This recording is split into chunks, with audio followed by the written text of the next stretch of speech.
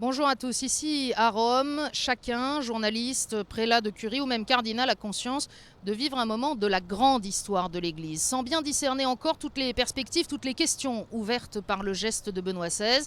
Alors tout naturellement, c'est par la petite histoire que nous suivons le fil des jours. C'est ce que nous a proposé à la mi-journée le Père Lombardi, directeur de la salle de presse du Saint-Siège, en nous expliquant par exemple qu'aujourd'hui mardi, il n'avait rien sur l'agenda du pape, le temps pour lui de ranger ses affaires, surtout de trier ses papiers, ce qu'il laisse à son successeur, ce qu'il transmet à la congrégation pour la doctrine de la foi, et puis ceux plus personnels qu'il compte emporter avec lui.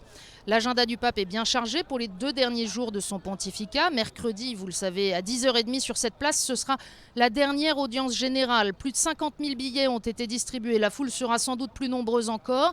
C'est une audience au déroulement normal qui est prévue, à ceci près que le pape fera un large tour en papamobile pour permettre aux pèlerins de l'apercevoir. Et puis jeudi à 11h, ce sera sa dernière rencontre avec les cardinaux avant l'après-midi aux alentours de 17h qu'il quitte le Vatican en hélicoptère. Tous ces rendez-vous sont bien sûr à suivre en direct sur notre antenne. Et tous les regards se tournent déjà vers la suite. À partir du 1er mars, le siège apostolique étant vacant, il appartient au doyen du collège des cardinaux, le cardinal Sodano, de convoquer tous les cardinaux pour les congrégations générales. Cette période de préparation qui précède le conclave. Les congrégations pourraient commencer dès le lundi 4 mars.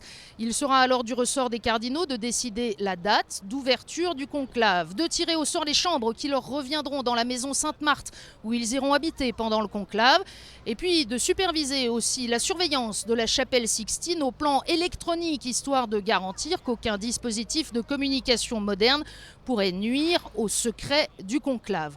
Quant à Benoît XVI, on a appris aujourd'hui que de son propre choix, après le 1er mars, on appellerait le pape sa sainteté Benoît XVI, pape émérite, ou bien sa sainteté Benoît XVI, pontife romain émérite. Selon son choix également, Benoît XVI continuera de s'habiller en blanc, mais avec une soutane simple, sans la mosette qui lui recouvre les épaules. Quant à ses chaussures, elles ne seront plus rouges, mais de cuir brun, celles-là même qui lui ont été offertes à Léon, au Mexique, grande capitale du travail du cuir, lors de son dernier voyage, et chaussures qui lui ont été offertes et qu'il trouve particulièrement confortables, nous a-t-on dit. Plus sérieusement, l'anneau du pêcheur et le sceau de Benoît XVI seront remis au cardinal Camerlingue pour être détruits le moment venu, marquant ainsi la fin du pontificat, peut-être aussi, c'est ce que l'on dit ici, la fin d'une période.